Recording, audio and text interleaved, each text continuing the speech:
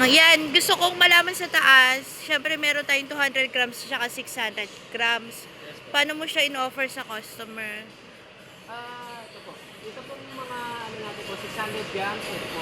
Ito po yung mga sinasabi natin na quick needs lang po. Yung mga konti lang po, retouch lang. And most commonly ginagamit po natin, ito po. Nabenta din po sa ito, si Clear. Clear, so, no? So, ginagamit si Clear. Si Clear po, ginagamit po siya sa mga hoops ng polycarbonate.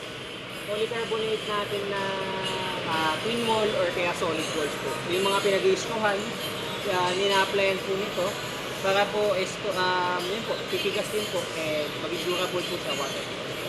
Sa mga pinag-istuhan ng twin wall natin po na ano po. For example po, ito na po yung pinaka-sample. Ayan po. May sample din tayo. Yes po, ma'am. Ito po yung pinag-istuhan po nung metal screw po. Ayan po.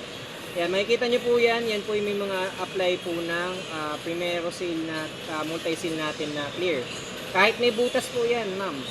Ito po yung butas. Yan. Actually, nasa 1.5 mm yung butas niya.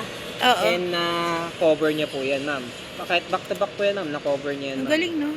And ito po, ma'am, yung may mesh din po. Ito pong mesh natin na fiberglass. Yan, naputol. Pagdudugtongin niya, ayan po, ma'am. Napag-cover niya po yan, ma'am, or napagdugtong niya po yan. Waterproof na rin po siya, ma'am.